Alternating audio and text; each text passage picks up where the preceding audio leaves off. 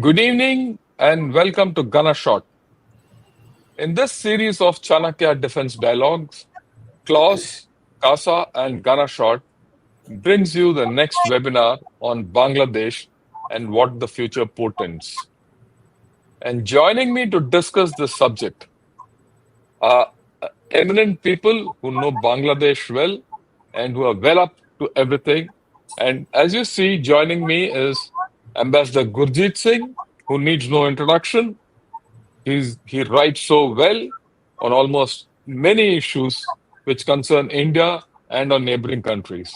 Then, of course, we have General Gautam Murthy, who's the founder of CASA, and he is there with me in almost all dialogues.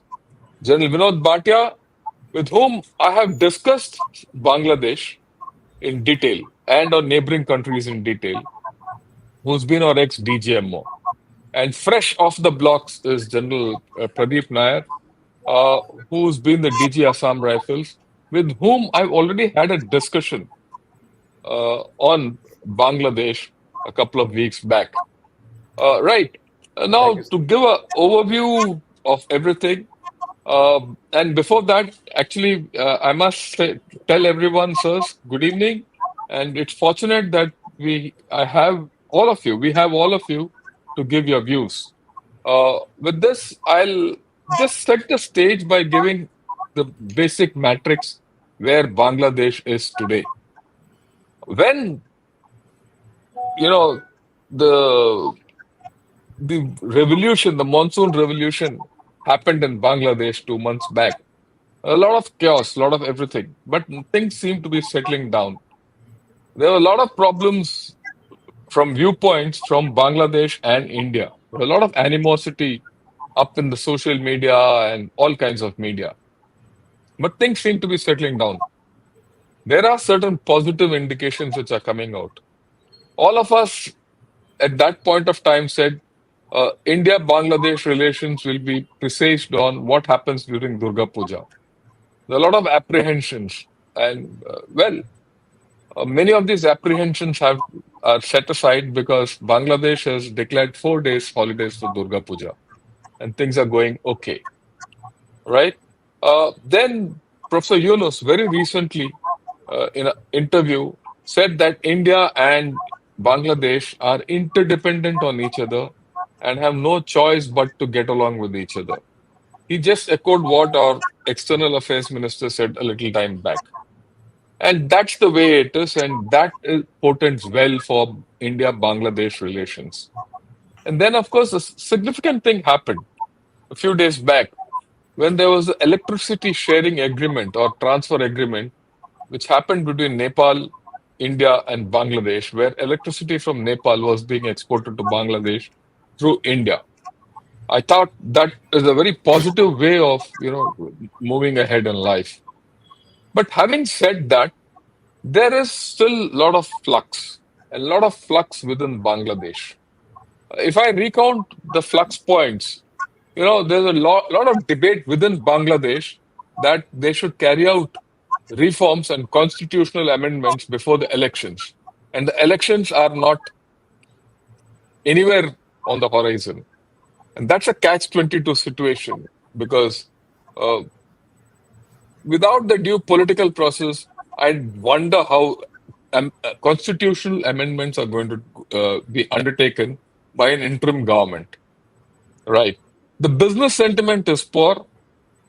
People say it's picking up, but generally it's not very great, and the economy is hemorrhaging, right? And there's no real plan in sight so far. The law and order has not been fully restored. Uh, you see in the social media a lot of cases of religious morality and street law being enforced, and some of them is pretty horrendous. Even if 70% of those videos which are floating around are discounted, 30% also is bad, right? And then there's significant power shortages in the country, and unfortunately, Bangladesh has been hit by floods, unseasonal floods, which hit Nepal recently. and they've now gone into Bangladesh. And Bangladesh being the tail end of the bottom riparian of all rivers, it faces the brunt of it, and they're having this problem. Right. If I look at it from a slightly different perspective, the opinion, makers who write in papers and magazines and all that, I still see them leaning away from India and going towards China. And maybe USA has not shown its hand so far. And I don't know whether it will, because these are issues which USA has got different views of, and whether China will make good and come in is all. These are all in the air. But there's a distinct anti-India sentiment, despite the fact that at the governmental level there is a goodwill. So there is two tones coming out of Bangladesh. And last but not the least, I would like to mention there is a heightened sense of self-importance which comes out of Bangladesh. Having read Bangladesh now very closely for the past 2 months, this is what the current situation is. With this, we'll have each speaker uh, put his views out for about 5, 10 minutes, 12 minutes. I'll not stop anyone, please. And then we'll see where it goes. If we have time for a second round, we'll go ahead. Otherwise, we'll take questions. With this, I'd request General Gautam Murthy, sir, please set the ball rolling. All yours. Thank you very much, General Shankar. Good evening to you. Good evening to my fellow panelists. Good evening to our viewers. Jai Hind to all of you. Taking a cue from one of our viewers who said, let us for a moment remember one of India's greatest nationalists and industrialists who passed away today, Mr. Ratan Tata. And of course, we all pay homage to him. And since the morning, I think all Indians have been paying homage to him in some way or the other. A great role model for our nation. What does the future portend for Bangladesh? When the momentous political upheaval that took place on 5th August this year with Sheikh Hasina along with a close family having to flee Dhaka and take refuge in Delhi, CASA and Ganesh held a webinar on 6th August itself, just one day later, to discuss what happened, why it happened, what is the kernel, what is the problem behind it, and how the future is likely to shape. And I'm pleased to inform you all, General Shankar told me that it received a very good viewership of over 12,200 people who have viewed that so far. But I will dwell on just the main takeaway from the webinar was that India will have to accept that there are internal dynamics within Bangladesh that are at play, and that India at best can be frank and transparent in our dealings with whichever dispensation that comes to power. Basically, we felt we have to wait and watch. Now, today, as we all know, a little over 2 months have gone by. We now revisit our conclusion and see where Bangladesh is headed. General Shankar has given a wonderful introduction and gone into a fair amount touching every aspect of what is actually happening. The interim government in Bangladesh, led by the Nobel laureate Professor Mohammad Yunus, as we all know, has made very significant policy decisions to stabilize the country amidst very serious political, economic, and security turmoil. Some of the key actions taken by him was, first and foremost, judicial reforms. He emphasized the need for comprehensive judicial reforms to ensure fair trials and justice for those involved in past political unrest. But at the same time, there are cases being filed against Sheikh Hasina and senior colleagues of hers. Where that takes Bangladesh, one really doesn't know today. But what is also important, that to control the unrest, he's given magisterial powers to the army for the next 2 months to enhance the law and order in the country. Social unrest within the first week of October alone, more than 7,000 people have been arrested in a bid to restore order. The last 2 months have been indeed quite troublesome for Bangladesh. Persistent protests in the garment sector over wages we've all been watching, coupled with scattered but serious incidents of attacks on Hindus with attacks on temples. General Shankar brought out that even if 30% of the videos that are doing the rounds are correct, it is serious. Ethnic tensions in the Chattogram hill tracts have added to the interim government's woes. The government is actively working to manage this ongoing and festering law and order situation. In fact, the government is uh, is honest in its dealings and trying to do its level best. But as you know, it's the situation is quite unruly, and despite the army getting magisterial powers, there are still law and order is not up to the mark. Economic stabilization, the economy is very, very fragile. Though Professor Yunus managed to secure international support, pledges from global financial institutions, he, as you know, appeared at the United Nations General Assembly. But the domestic picture is far more complicated. Inflation is rising, unemployment, concerns over non performing loans in the banking sector. All, all, all this are hampering the government's ability to drive recovery. General Shankar mentioned floods. Heavy floods have inundated parts of Bangladesh. They have taken the toll. The financial sector is in very deep trouble and facing uh, serious instability unless reforms are swiftly implemented. There are efforts underway to reform the banking sector to prevent further instability, and you can't have a better man heading Bangladesh today than an economist of great renown, Professor Mohammed Yunus. Security measures, I've already told you that the government has empowered the armed forces due to the inadequate response from the police. But criminal elements are ruling the roost in certain areas which the governance has not touched properly. Election preparations, you know, his central mandate was to lead the country towards free and fair elections after some required reforms. His government has outlined a number of ambitious reforms aimed at ensuring transparency, combating corruption in elections, and revamping, in fact, the entire electoral process.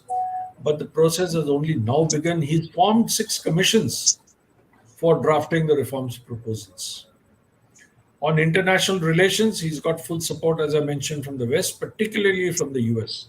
In fact, there are many YouTube videos and posts doing the rounds, blogs doing the round that he's a US stooge, etc., etc. And the US was responsible for bringing him in. But I won't go into that. Relations with China seem to be growing, as we know that Sheikh Hasina uh, left China in a huff, and the relationships with both China and the US were pretty low during her tenure as the PM, particularly towards the end.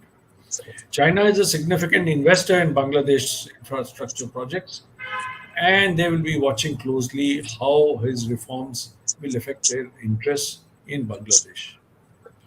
Now, insofar as relations with India is concerned, now this is a sensitive area. I will not comment on it, but I leave it to our distinguished diplomat, Ambassador Mr. Gurjeet Singh, to dwell about it and to educate us on how he perceives relations with India going forward. Finally, in conclusion, all I'll say that the expectations from the people of Bangladesh, particularly among students and civil society and from the Bangladesh's international well-wishers, is very, very high. Dr. Yunus's leadership has brought hope to many, but with the slow pace of reforms, persistent security conditions, and economic stability, significant questions are being raised.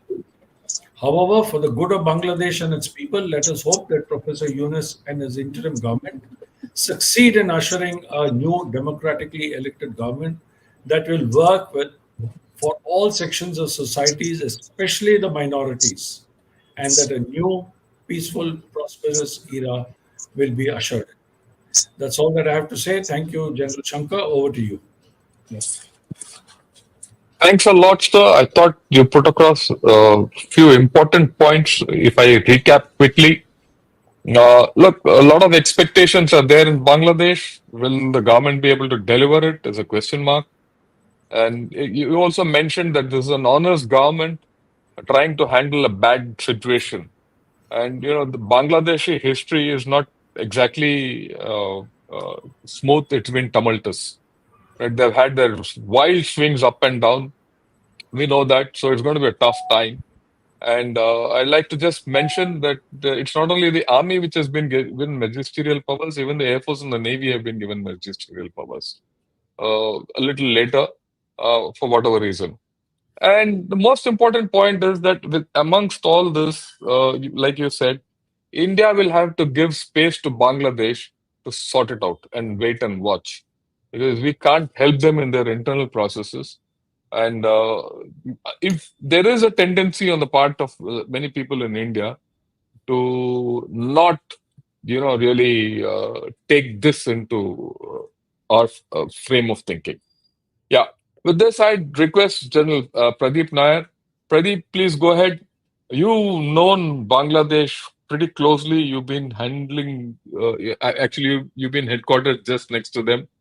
And I thought you had a pretty good idea of what's going on in Bangladesh when we last spoke. All yours, what is a future portent? Thank you, sir, and Jayan, sir. To begin with, let me thank you immensely, sir, for having me over in this very erudite panel. And I'm really humbled being here with such people with great academic repute, sir. Having said that, sir, while the subject is what the future portends, it is essential to delve a little into the past, look into the present, what's happening, and then from there we possibly go into what's likely to happen in the future. So, some of the opening remarks that I would like to make is the centuries old linguistic, historical, and cultural connect that we have with the people in Bangladesh should not be lost sight of. They're very, very similar to us. The creation of the country itself, while most of us feel that it was in 1970, 71 when it finally happened, the point to remember is the baby steps for this happened way back in 1954 when the Awami League won 300 out of 309 seats and it upset the apple cart of the Muslim League, which came as a huge shock for them. Of course, the election results were nullified, and Sheikh Mujibur, who was then a very young and dynamic leader, he was put behind bars. So the creation of Bangladesh itself in 1971, while most of the time very loosely we say that it's largely because of the Indian Defence Security Forces. Yes, surely we had a major role to play, but there were many other players from India, and more importantly, the people of Bangladesh themselves. That should not be lost sight of because we need to value their sentiments. The shared land boundary, as you alluded to, sir, it's 4,096.7 kilometers, which is almost 93% of the land borders. The rest, 7% being with Myanmar. So the relations over this period of time from 1971 is largely seen ups and downs, largely ups. But there was a point also 15 years ago, sometimes in 2004, I recollect the then External Affairs Minister, Mr. Yashwant Sinha, saying that our relations with Bangladesh is at an all-time low, probably even worse than what it is with Pakistan. From then, of course, it's only been a very good story till the current situation that happened. But what I need merits attention is also during this period when our relations were very good was the concurrent rise of radical elements. And 1st July 2016, I will put as a turning point when Holi Artisan Bakery was attacked in upmarket Gulshan area of Dhaka, where about 28 people were killed. That showed what the radical elements there can do and what they were up to. But post 5th August, of course, the protests are there off and on. Sporadic attacks continue not just against Hindus but also against Shia. The Shia shrines and certain churches as well. What General Murthy alluded to about Dr. Mohammad Yunus, very well-meaning as he sees, as we all see, and he wants reforms first before they get into an election mode. And when it is reforms, it's reforms over a very vast canvas: the civil services, the judiciary, the military, the police, the economic reforms, election commission reforms, lot of them. So surely all this will not happen in a hurry. It will take some time. So this current interim government probably will be there for some more time.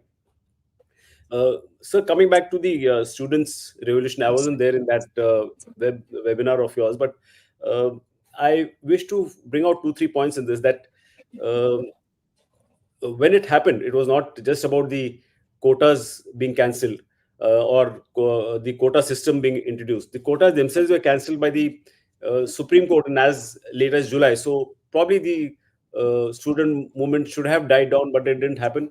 What started as a protest went on to become a 9 point demand. Then it went on to a single point demand. Hasina's ouster and all that.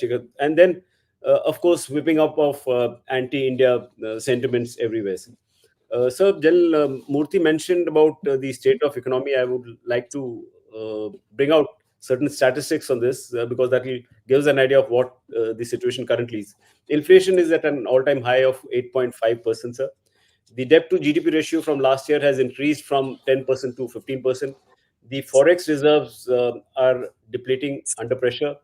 The garment industry has been hit very badly, sir. It is under stress, and four of the largest factories were burnt when all this commotion happened. The real GDP itself has slowed down to 4.6, 4.8%. There is a balance of payment deficit, budget deficit, declining remittances, depreciating currency, rising income inequality, which of course is true at many places. But more importantly, there is a growing imbalance in the energy sector between demand and supplies. So, from the Indian perspective, the lines of credit, which amounts to close to 8 billion US dollars, which has been given in three tranches over the past few years, this is an area of concern because all these this economic aid or this line of credit has been given for building up infrastructure and connectivity. And how we will be affected is, of course, the Khulna Mongla port rail link, as also the other rail link between Agartala and Akhodas. So that is important for us, sir.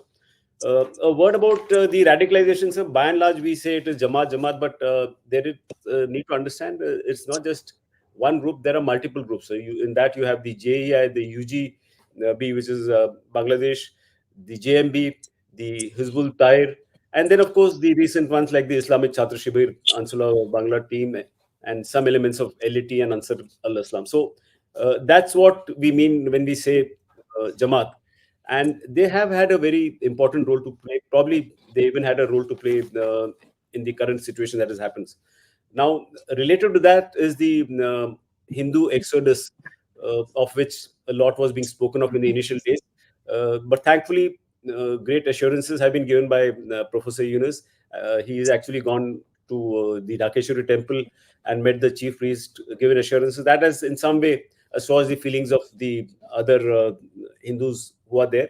He's reached out also to the Shias and the Christians, which is a very good sign. So my understanding is that the notwithstanding all these assurances, the Jamaat factions would continue their acts against minorities and may possibly, as and when the elections are announced, they might kind of scale up the attack. So what are really India's concerns as of now when we look at it? The most important is, of course, the border security. In case uh, there is an exodus happening, we have a problem there. And that problem will be in West Bengal and to a very large extent in Northeast, particularly in Assam and Tripura, where these concerns are very, very realistic. Then, of course, of China, it has been spoken of. I won't get into greater details about that. But it is also about the transborder water management. So we are aware 54 of the 57 rivers which are there in Bangladesh are coming from India.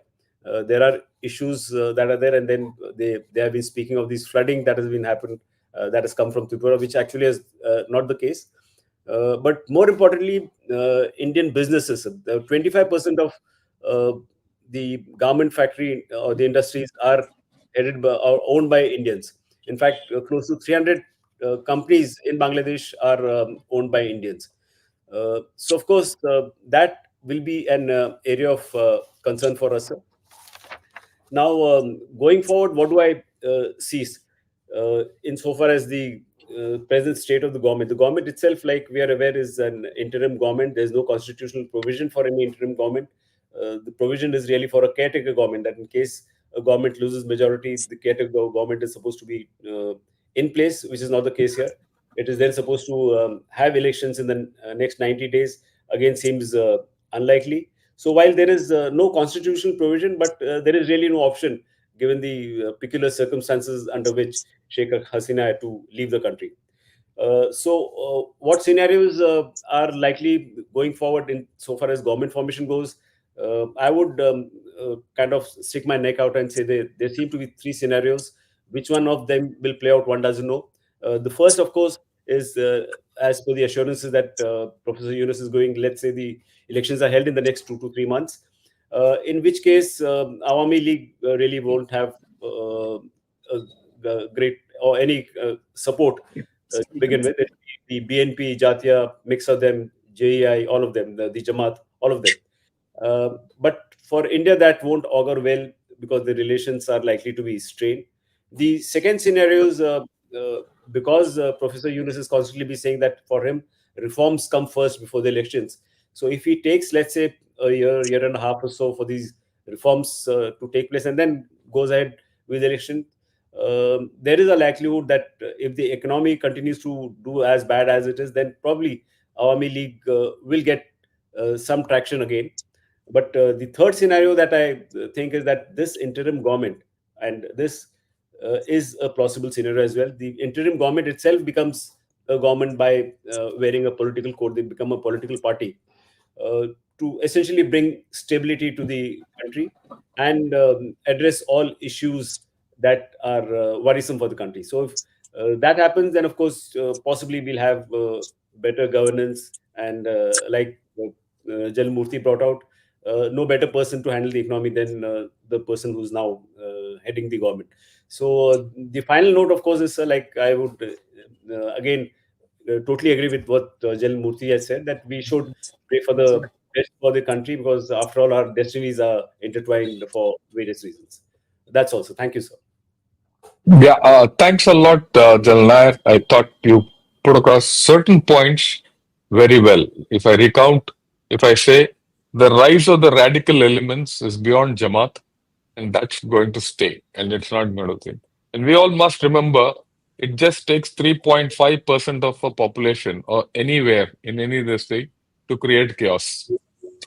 And the radicals, I'm sure, in Bangladesh are more than 3.5%. Right. So yeah, economic imbalance of energy imbalance, all that you said. But what is interesting is the three scenarios you played out. You take any three scenarios, fit elections, fit economy, and fit the politics which go with it, and you'll see none of them fit into balance. Okay. In any of these scenarios, one is out of balance. And given the tumultuous history of Bangladesh, I dare say I don't think any one scenario will play itself out. So I see turbulence. I mean, this is my way of looking at it. I see turbulence ahead. But then we'll see where it goes. But I think you've given three scenarios which are pretty likely scenarios. Any one of these scenarios will get played out. What the outcomes will be, we'll see. So with this, I'll request General Bhatia, sir, your views, please. Jai Hind, and thank you very much. Two very interesting perspectives have been given both by General Gautam Murthy and my colleague General Nair. I would like to be a little analytical and anecdotal both. Let me start with, General Murthy started with Mr. Ratan Tata's demise. The chief of the Bangladesh army visited India, and he was so impressed with the Tata Storm that he went and ordered Tata Storm vehicles for the Bangladesh army. So when I went to Dhaka, it was so good to see the Tata Storm as the mainstay of the B vehicles of the Bangladesh army. So that was one part of it. And the second part today is the 10th of October. And 10th of October 1971 was the passing out of the first course of the Bangladesh War Course from the training camp at Murthy, which is in Siliguri. 61 officers were commissioned on this particular day today. So these two things were there. And today we are sitting out here discussing Bangladesh and the future, what the future portends. 5 months or 6 months ago, we couldn't have thought that we were discussing Bangladesh future. Bangladesh doing exceedingly well. The economy was growing. The people seem to be happy. Sheikh Hasina, the Prime Minister, was back with a thumping majority, irrespective of whatever people say. Our visit to India, visit to Bangladesh, visit to China, back. So that is all now history. Things have changed since 5th August. Prior to that, but 5th August, definitely things have changed. So what does it say? I happened to spend a couple of months in 2021 in Dhaka. While talking to the people there, what I picked up was very, very, very proud people. And what they said was, I'm a Bengali first, I'm a Bangladeshi next, and I'm a Muslim third. Okay.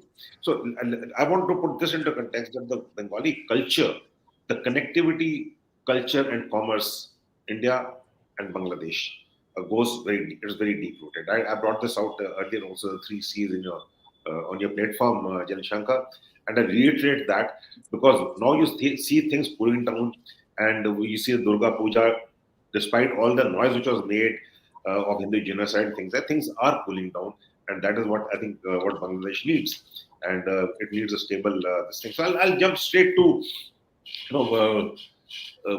straight to the scenario which the future portends. I agree with General Nair in totality, except that I do feel that the Chief of the Army Staff, General Wakar Rahman, he does have a lot of say.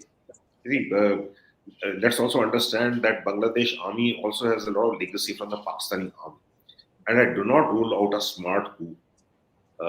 In any case, Bangladesh itself, since 1971, 50 odd years or 53 years of history, they have had over 20 coups. The last one was 2012.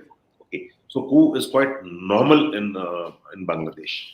And if Bangladesh army has taken a cue from the Pakistani army, a smart coup where the front or the face of the civil administration is there, but the real power lies with the army. That's how it is. And we had gone to Dhaka from the NDC, and while the Major General from the Armed Forces Division was addressing us, he made a very, very good statement.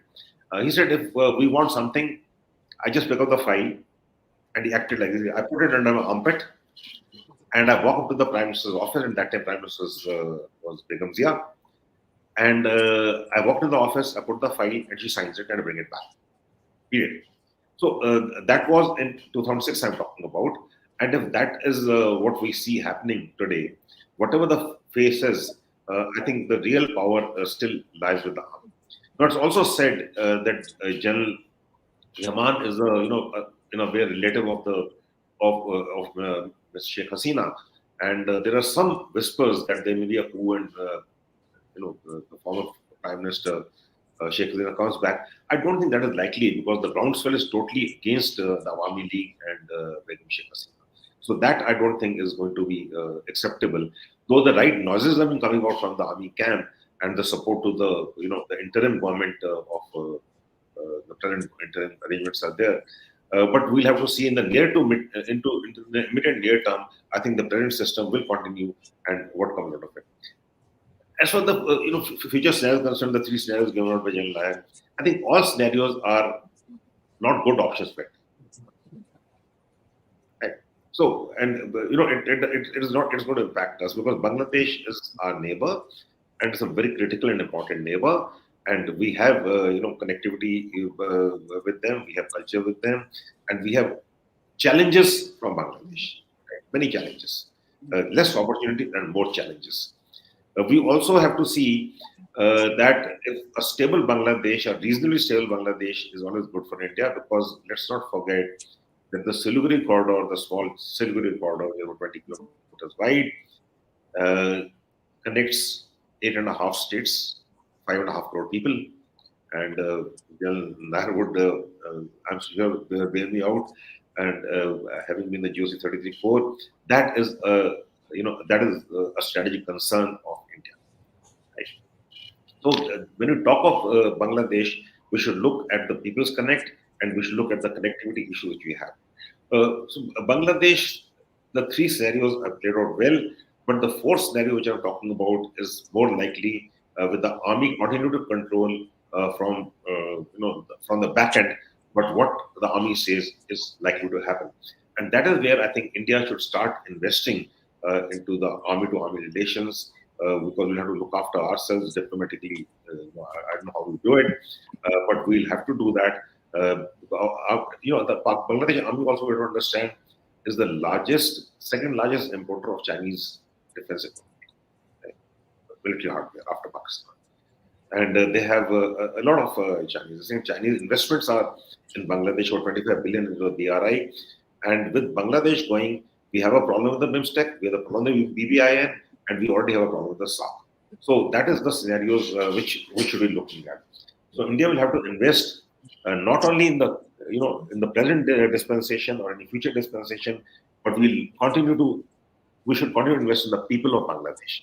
And this would be important because we'll have to look at not only the immediate near term, we'll have to look at the mid and the long term, where people are more important.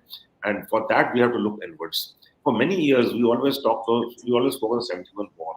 And what Jalnar alluded to gave little credit to the sacrifices made by the people of Bangladesh in the war of liberation. They call it the war of liberation.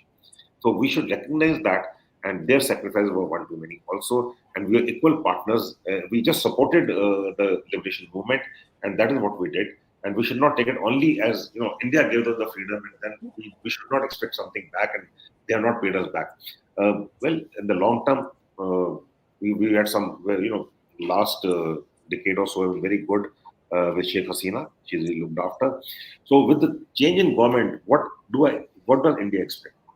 Should not accept but expect. One, I feel the Indian insurgent groups would get bases there, maybe the ISI support, maybe the Chinese support, and we should be prepared for an increase in terrorist activity in our northeastern states. And this especially is very important because northeast is important. It's also our bridge to our Act East policy to our people, and that is something we should start. We should start preparing for internal security situation along the India-Bangladesh border, which of course is the largest border. So we'll have to look at things going a little, downhill, even in North Bengal, in Assam, possibly, definitely in Manipur and Nagaland, Mizoram, maybe possible again. So that we should be prepared for that, and we'll have to also keep looking at what are the leverages we have in Bangladesh. So, one of the things we alluded was 54 rivers flowing from upper Riparian or middle Riparian to the lower Riparian state of Bangladesh.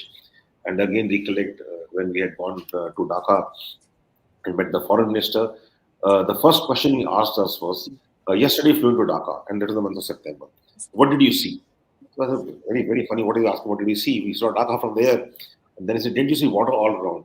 So they are flooded in the month of September. We saw water all around, and they blamed India for the flooding. Even now, when the floods came, they squarely blamed India for the floods and the devastation and the death which is caused in Bangladesh by the river waters. So they always blame India, and India is a good punching bag for the politicians of Bangladesh, for the people of Bangladesh, and the anti-India sentiment has been growing. And how we address the sentiment will be another challenge for us. Another leverage I think we have is energy security.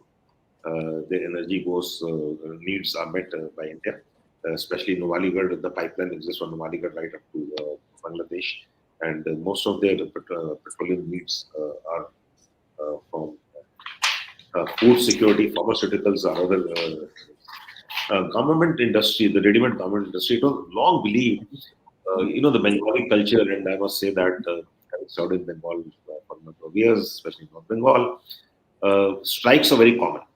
Right, that's in the culture. Strikes and civil unrest is quite common out there. And but one thing in Bangladesh always said that whatever may happen in Bangladesh, in Dhaka especially, the ready-made garment industry will not be touched. And they all, because that was the main economic resource which they had. Because in Dhaka, about 3.5 to 4 lakh people work in the garment industry, and for the first time in many years now, 4 of the factories have been burned. And the industry is back on, it's trying to get back to speed, but there have been losses out there, and they have been targeting basically the Indian industry. So that we have to see how now it plays out, the economic condition of, we would like a stable, economically stable Bangladesh. So that is not. As far as new blood coming to politics, I don't know whether the new blood is, we see any new blood to politics, because politics are very uh, muscle game, and the old people have the habit of keep coming back, rolling back one or the other. The two Begums have ruled Bangladesh for a long, long time. So, and both are now getting not so young, 75, 76 years old. And though the BNP has already declared the next in hierarchy, which the Awami League has not done. And if the elections are held now, I don't think the Awami League has any chances of coming back. But if the elections are held after a couple of years, maybe because of the economic downturn and the people facing a lot of difficulties, you may find that Awami League has some say in it. And the actual challenge for India would be the Jamaat. We're talking about genocide, anti-India, anti-Hindu feeling, which is there, which is getting counted. It's not controlled at least. And let's look at migration, exodus, which was the word which was used, but I will say migration because exodus would be, exodus could be there, but I would say migration. If Bangladesh starts failing, we should expect again, migration all along this thing. And we have 12 land ports with Bangladesh. We should keep them functional, we keep them open, we keep that trade going. So this is as far as initial stage is concerned, and we should look at again the cost of repetition. Our key concern should be investing in the people of Bangladesh and investing in the dispensation which the people of Bangladesh vote for what they want. Thank you. Thanks a lot, sir. I think you put certain things in perspective, which things. You did speak of a coup which could take place, and the real power is with the army, and that latent power can come forth anytime.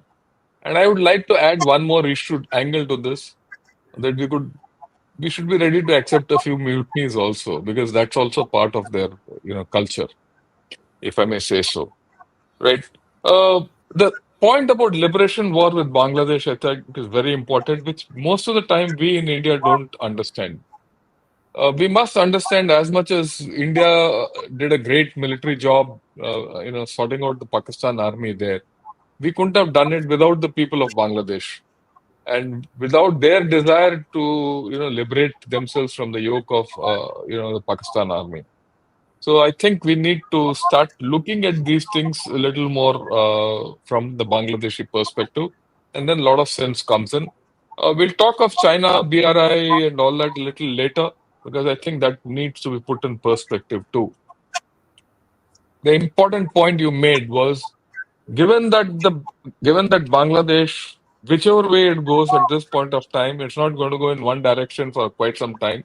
It's going to be in this fluid direction for quite some time.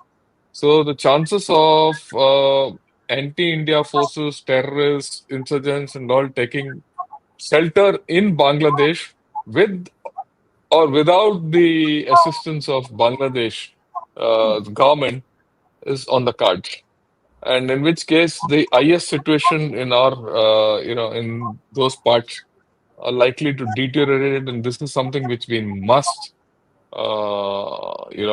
be aware of. And like you said, the leverages we have plenty. We need to start thinking of how to use them. Rather than, the main thing, I think one of the focuses of our foreign policy should be how to ensure that terrorists don't get a nest back out there. Because this is something new which you said, and we have not so far addressed this, or I don't see this in our discussions anywhere. I think that's important. We'll convey it to the people who matter. With this, I'd request our ambassador, sir, All yours. I would request you to focus much on Bangladesh external relations, as also India and Bangladesh relations, because those are issues which have not been touched so far. All yours, sir. Thank you, General Shankar. It's been a great pleasure listening to such an erudite panel who has made some very important perspective laid out and very perceptive remarks. So I think when I was on your panel on the 6th of August, when we discussed Bangladesh, I think I had said what we require is strategic patience. And I think I say that again today. Why do I say it today? Is because I don't think Bangladesh has gone anywhere since then. And if we were to take any actions, we would get blamed. Because when they are in a weak position, it is always easy to externalize your problem. And for some reason, they always find it easier to blame India rather than blame China. This is the reality. Now, I cannot believe that China has better people-to-people relations with Bangladesh than India has. Yet, the reality is that the popular uprising is largely seen as anti-Indian. Even when the floods happened, people said India did it deliberately. So strategic patience, and I'm so happy that no unsavory statements coming out from the Indian establishment at all. Just doing normal diplomacy and letting Bangladesh sort itself out. It is very important that Bangladesh sorts itself out and becomes a stable political and economic country. Then, General Shankar, your question about how do we deal with terrorists finding space in the vacuum would be dealt with. But if they don't resolve their own differences, they will create these vacuums like Myanmar has. Myanmar is a problem for us because there's nobody in control in areas near us. Secondly, I think there have been two missed opportunities. One, the BIMSTEC summit was postponed by Thailand due to their constitutional crisis. Otherwise, perhaps there would have been a Yunus meeting with Prime Minister Modi. And the second was in United Nations, when Yunus came after Modi had left New York. But yet, Jaishankar had a meeting with the stand-in foreign minister of Bangladesh. I think we need to realize that this interim government is an extra constitutional body. And it is in India's interest that the constitution be defended. And I sincerely hope that the Bangladesh army would defend that constitution. If they don't, and the constitution is allowed to go in directions which are unsavory, that would be a major red flag on which, frankly, there is very little that what we could do. Supposing they ban the Awami League before the next election, calling it a reform, not a happy circumstance. Reform does not mean ban. Perhaps reform means you allow everybody who was in jail to come out and fight elections. Now, either you get a solution like you have in Jammu and Kashmir, that the popular will comes out and expresses itself without violence, or it could go the other way, that anarchy could come back. But what is the legitimacy of an interim unconstitutional government imposing constitutional reform? This is something Bangladesh needs to consider, not for India to say. But this question they will have to answer. Secondly, whenever any election is held in Bangladesh, there will be an upsurge of anti-India rhetoric and campaigning.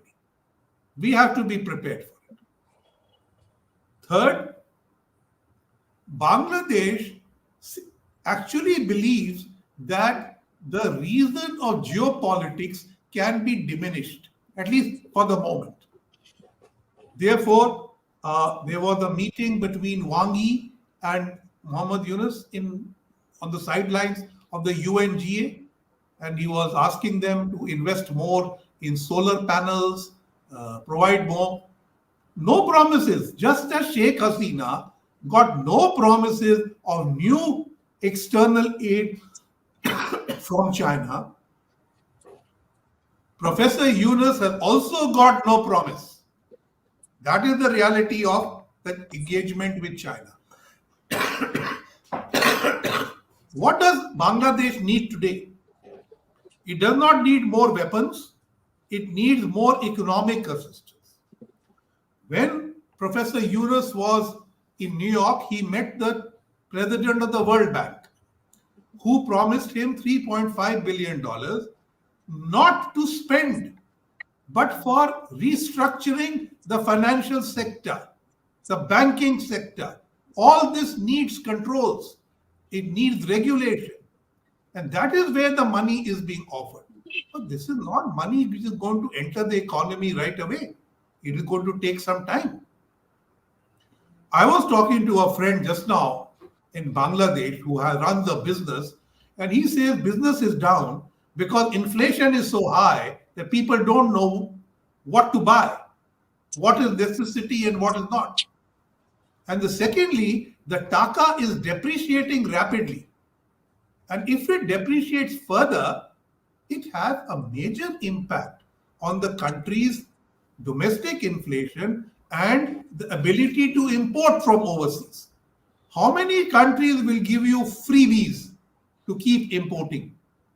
Everybody wants to be paid. So this is something Bangladesh needs to put its house in order. The other panelists have already covered the law and order situation. The police is dysfunctional. The Army, Air, Navy, Air Force are running like magistrates. This is not where I expected Bangladesh to be 2 months down the line. I expected better. But yes, we give them time. Now, from India's point of view, I think extreme disappointment at the way things turned out.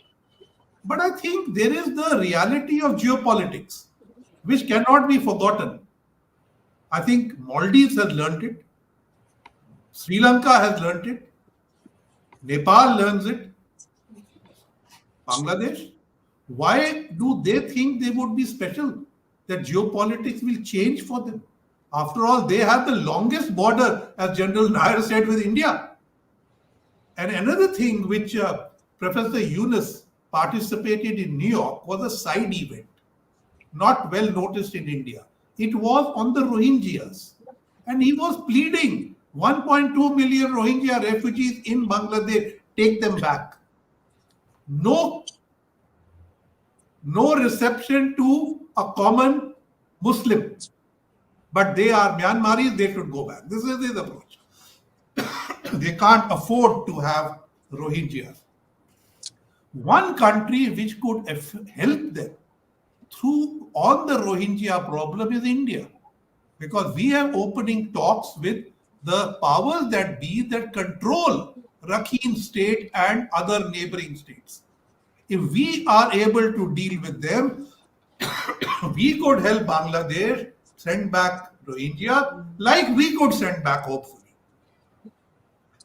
Now, let's look at the next thing. We have got Bangladesh connected to India in a variety of ways.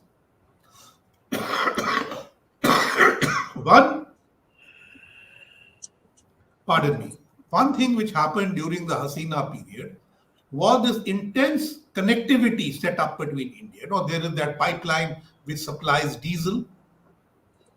There is this transmission lines. India supplying nearly 900 megawatts of power to Bangladesh, for which no payments are being made or small payments are being made. But you don't see a noise in India that we should cut off the power. And, we appreciate that they're having the problem. And I think we'll go along.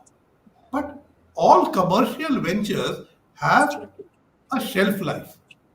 You cannot say, I will not pay for 2 years, maybe 2 months. But this is where you need to adjust. Now, General Shankar, you mentioned, and I think General Murthy also mentioned about this agreement with Nepal to have a trilateral power supply arrangement. I think a very good move.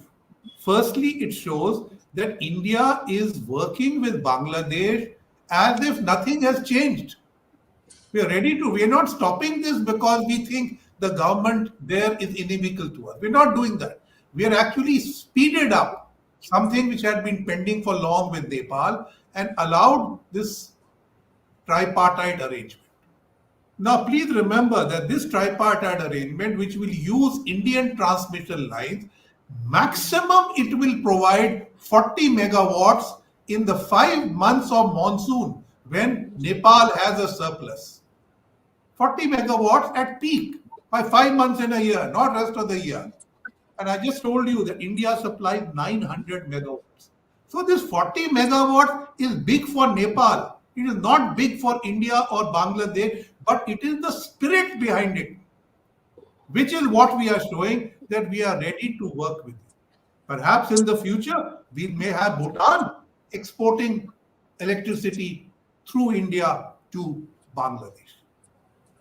This shows that on several counts, and I think other panelists have already mentioned them, road, rail, pipelines, electricity, port connectivity, there is a enmeshing of Bangladesh with the Indian economy, providing us access from India into the Northeast. This experiment has failed with Myanmar so far, but succeeded with Bangladesh in the Hasina period. Now, when you have this in place, it is difficult. I mean, this is not the Nord Stream that somebody is blowing it up. These are all there. So, whatever the nature of the government in Bangladesh, the economic logic of connectivity is there forever.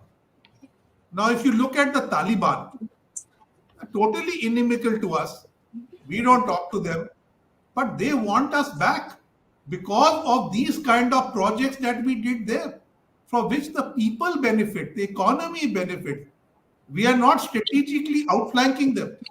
So the moment Bangladesh realizes that India is not trying to outflank them in any way, but will continue its engagement on the economic side, I think they will benefit. But they have this political transition underway, which has a anti-India tinge, partly because of India's relationship, excuse me, with the Awami League, partly due to the nature of those who were suppressed and have come out of political hibernation, and partly the resolve of democratic elections, which always blames the neighbor. But I think we are playing our cards right. We are going about it quietly. We are not making a noise, not making an issue of Muhammad Yunus. Often he tries this megaphone diplomacy of laying out policy loudly. We're not reacting. I'll give you one example. He keeps talking about reviving SARC. He doesn't talk about business. Why? This is just being provocative, no? But I will talk to Pakistan. We must bring Pakistan back. Because he also wants to think about Pakistan as a balance to India. But please look at the state of Pakistan. It's a balance to nobody. Whereas BIMSTEC is something that India will sign. That's why I said earlier that had the 6th of September BIMSTEC summit taken place, perhaps the narrative would have been slightly different. So, to conclude, there is the reality of geopolitics, the reality of economic integration and connectivity. What we need is resilience. And the economic resilience of Bangladesh, excuse me, as in Maldives, as in Sri Lanka, is not going to come from China. It will come from India, and if India takes the lead, I think there will be greater satisfaction. Please remember that Bangladesh trade is barely 1% of India's global trade. It is 0.5% of China's global trade. So please don't start imagining your importance beyond what it is. And you are more important to India than you are to China because of your geographical location. You will have, just as India has to live with Bangladesh, Bangladesh will have to live with India. And I think both sides need to show strategic patience and cautious diplomacy to take their life forward. Thank you. Thanks a lot, sir. I think you made some fantastic points. I'd like to reiterate those points. The most important point you made in the end, that Bangladesh needs to realize that, its importance to China is for China's view against India. It's a leverage against India, right? Whereas for India, Bangladesh is important for India for its sake. It's not against China. That's the first thing. Like what you said, we are interdependent on each other. Yeah, we need to show strategic patience. We have to be, let's say, I said, we'll have to wait and watch. We'll have to let Bangladesh sort itself out. But there's a consensus emerging today that I don't see how that they will be able to sort themselves out very easily, because they are in a complete catch-22 situation. This interim government cannot undertake constitutional amendments. If it does take constitutional amendments, when the elected government comes into play, what does it do? Do they have are they legitimate enough to undertake a constitutional amendment and carry it through is a big question mark. Then how do you have elections by banning one party or, taking one section of the society out? After all, at the end of the day, Awami League is a big party. It might be out of favor today, but tomorrow it will come back. So it's a big question which Bangladesh has to itself sort out. And for which I think the people of Bangladesh have to start realizing. And an important point you did mention is about the anti-India sentiment which flows over. And I go with you completely, sir. The logic of trying to revive SARC, which is a dead horse, is only to balance in, Pakistan with India out. And that's why probably Professor Yunus, for all the goodwill which we are trying to show to him, went and met Mr. Shahbaz Sharif in the UN. And like you rightly said, Pakistan doesn't know how to balance itself, leave alone balancing someone else. Right. So these are the major issues which have to come out. But I think one issue which I wanted to comment, which we have somehow not got into focus, but we said it in passing, China. And Bangladesh must understand that, the Hasina government, whether you liked her or not, she balanced China, other interests, and India out very well. And she was smart enough, that government was smart enough not to completely fall into the Bangladesh debt trap. Right? And it kept, though it kept buying arms, it kept allowing China to build projects in China. It was not completely bowled over by China. The way probably Myanmar has gone under, or Pakistan has gone under, or Maldives or Sri Lanka have gone under. It had, even now, if Bangladesh is able to do some bargain with China, it is because of the policy of the past. Now, to jettison that policy and embark a policy of China first and probably India out will lead you to the Maldives case of, for asking for a bailout. And that bailout can come only from India. And I don't see another thing. And I think Bangladesh must learn. The three examples which you quoted of Sri Lanka, Maldives, and Taliban, who have all at one point of time or other, in the recent past, went away from India, more towards China, and when their time of need came, China was nowhere to be seen. I mean, you take the classic case of Maldives. The first visit by President Musu was to China. And he was promised everything there. And yet, when the time came, China is not on the horizon. And what Maldives needed is just a speck of dirt as far as China is concerned. But still, China didn't come forward. And I think there's a lot for Bangladesh to introspect and stop talking of SARC and things like that and see what are the things it can do with India. But then we can't dictate and be condescending towards Bangladesh that they should come towards us. I have no issue because the condescending, I've used the word condescending very carefully because this is one of the words which one of the Bangladeshis has expressed. We don't want to be condescending to Bangladesh, but definitely we will not shy away from showing a mirror to Bangladesh where it is. And what General Vinod Bhatia and and Ambassador Gurjit Singh actually have shown a mirror to Bangladesh to show, look, what your interests are with India, and your 4,900 kilometers is with India. It's not a single kilometer with China. I have also seen some foolish people writing that we have a maritime boundary with China. I don't know how they've imagined it, and these are Bangladeshi people. So these things have to be righted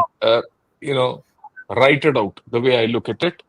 And I see that, we like what the general consensus is, we need to have strategic patience, let things go even worse before they become right. I mean, like I get the sense things will go bad before they become right. I'll not take any questions, but what I'll do today, a little differently, is take some views from Bangladesh so that we understand what those views are and how this thing are. It is not as if all is lost in Bangladesh. After all, Bangladesh has got a lot of good people and got a lot of smart people. And that is why their economy was booming at some point of time. So, and of course, after this, I'd request each of you to give 1 minute or 2 minutes of a wrap up, and then we'll wrap up. Yeah. Asrar Chaudhary says, seconding General Gautam Murthy, transparency of interactions is essential to promote people-to-people solidarity, the ultimate goal between neighbors whose fate is interlocked. Okay. Yeah, this is a very interesting comment which has come from Ron Huck. He says, Dhruv Rathi of Bangladesh is someone called Pinaki Bhattacharya from Paris, with millions Bangladeshi followers, were instrumental for starting the student revolution. There's something very interesting, and things will, I suppose, will come out. Everything. Yeah, this is again, there's a kind of anti-India sentiment which is coming out. Why raw agents and Indian terrorists involved in killing of army officer in Pilkana massacre and in the recent uprising protests.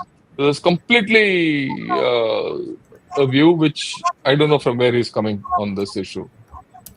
Okay.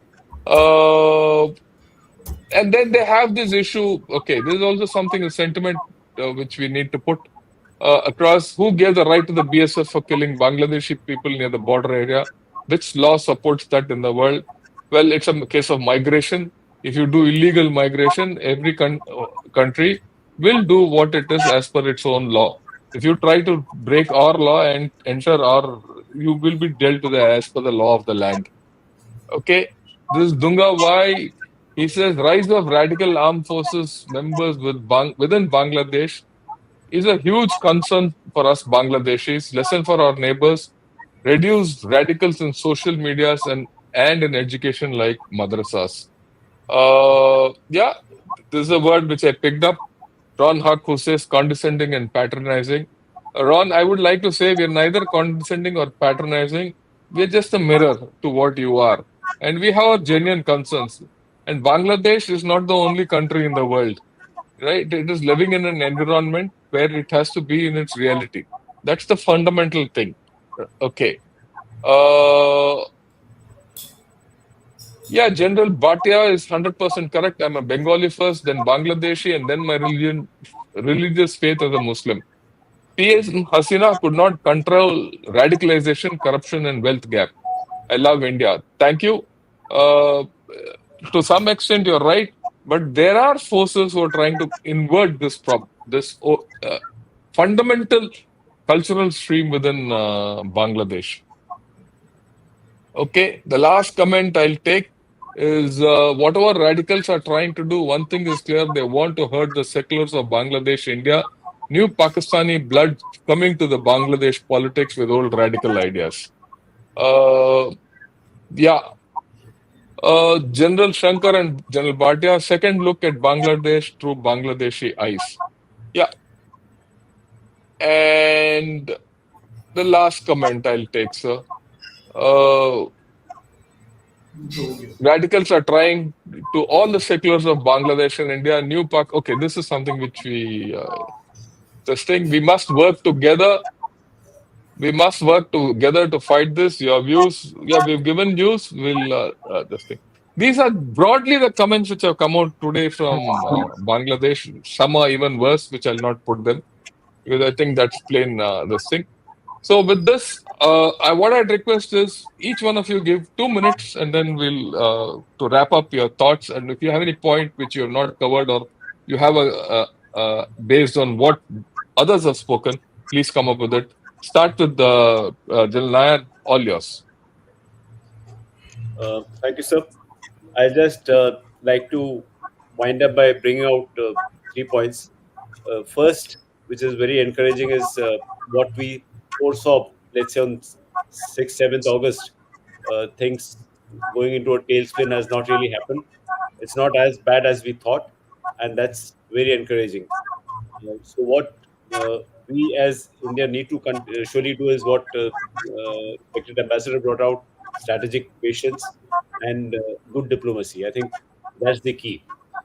The second issue is on the radicals. Uh, it's an issue which will be of concern not just for us but for Bangladesh also. If there's anything which can impede their movement, it is the radical elements. Some of them have been freed from the jail, as we are aware. Surely, what's happening in Pakistan could well happen there if these guys are given any sort of encouragement hereafter. And finally, my point is, uh, while Bangladesh may think that all the connectivity projects that we've undertaken is for our benefit, for our, let's say, Act East policy, but Jan Shankar sir, like you brought out, it's as much for them.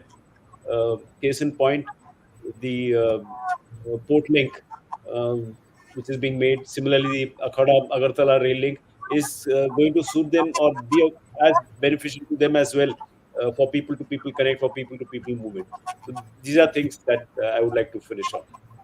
Thank you, sir. You're muted, General Shankar. Then Bhatia, sir, all yours. Okay, well, I think it's been a very interesting hour of conversation and excellent comments from people of Bangladesh. Thank you very much. I think we need to understand each other. But I must also now let me contribute myself a little, and let me also go. I also spoke the same thing, patience, what Ambassador Kulji said, strategic patience. But we have to understand that India, as a risen responsible power, has also a democracy, and every politician, whether it's a state politician or the neighboring states of Bangladesh or the central government of India, they have a limited political. If things start going very wrong, the people of India will seek cost and consequences for Bangladesh. That has to be understood in Bangladesh also. They just cannot say that we have a strategy, we'll continue to do what they're doing. They can speak against everything Indian. They have an anti-India attitude, they have anti-India slogans, they throw out Indians.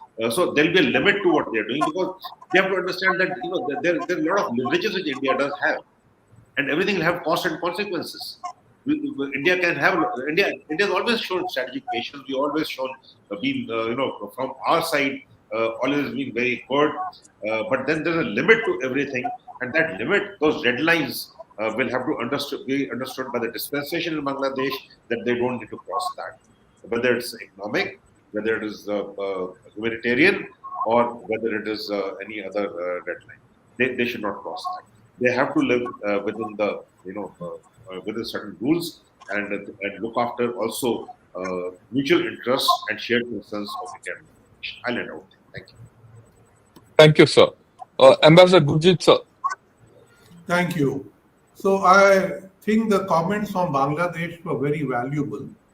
I have heard most of them before. This angst with the BSF, this fact that we were supposedly behind much of their anarchy, or that we are patronizing.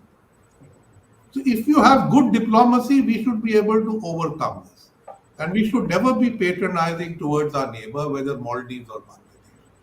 We should also, as I think has been said by other panelists, pursue people-to-people relationships, certainly. And that is very important. Already large number of students are in both places. Large number of medical people come for medical treatment to India. These are very important links. And when will there be adequate confidence that we can restore the visa system to what it used to be before the upheavals? Now that is a confidence building measure, which of course India is expected to take, but I think there are steps Bangladesh need to take. So while it is absolutely true that India should look at Bangladesh from the Bangladeshi point of view, as one of your commentators said, I think there's also a requirement for Bangladeshis to understand the Indian point of view through Indian eyes. Thank you.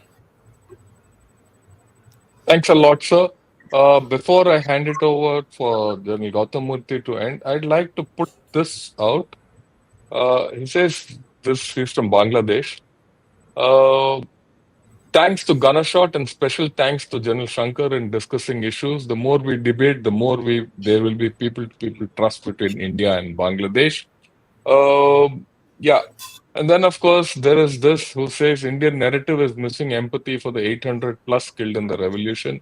Instead, there is a visible effort to paint the entire country in a barbaric image. No, I don't think that's right. We have not commented on what you have done internally for yourself. That's your choice, right? But then your point is taken. We understand your sentiment.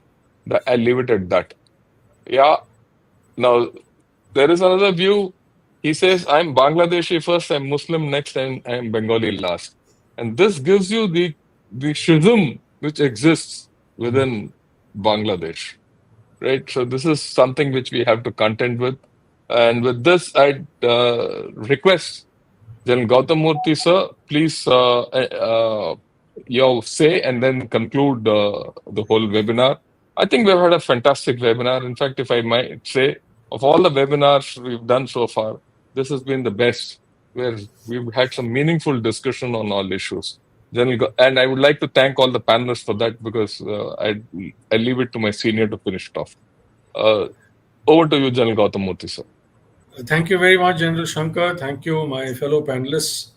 I also believe that this was a very, very interesting webinar, and it became very interactive because we were discussing these issues and the comments kept coming in from many of our Bangladeshi viewers. And we could see that there is as much of a difference of opinion within India also on various issues. There's a difference of opinion amongst the Bangladeshis also. Amartya Sen wrote that famous book, The Argumentative Indian, and I think that extends across our borders into Pakistan as well as Bangladesh. Without a doubt, we are basically from the same stock, and yes, there has to be more understanding between them. I think Ambassador Gurjit Singh brought out some very, very important points. Also, what we need to see, and of course, General Bhatia and General Nair too, but what we need to look at is right now we are discussing more on people-to-people relationship, and also we are discussing an interim government that is in place and how this interim government rolls out and what kind of constitutional authority, although they've been given a constitutional authority that they could suggest amendments to the constitution. How will it go forward? When will the elections be held? What reforms will come in before the elections? How will Bangladeshis themselves steer the society? And how are they able to bridge their own internal contradictions would be something to watch out for. India has huge stakes in a stable, friendly Bangladesh. Bangladeshis, we've interacted, all of us have interacted so much with them, and there is so much to. There is a lot of friendship, there is a lot of goodwill, and that is what we need to exploit. Our diplomats have a great task ahead of them to steer this relationship onto an even plane, pull it up from where it had plunged initially. They have brought it up, and as Ambassador Gurjeet had very clearly said, there were no negative statements emanating in the last 2 months from India, which I think augurs well for the future of Indo-Bangladesh relations. Thank you all very much, and thank you viewers for sharing your very frank comments. We look forward to holding another webinar on Bangladesh somewhere down the line. Thank you all, my fellow panelists. Goodbye. Joy Hind and Joy Bangla. Thank you, sir. Thank you. Great. Jai Bangla.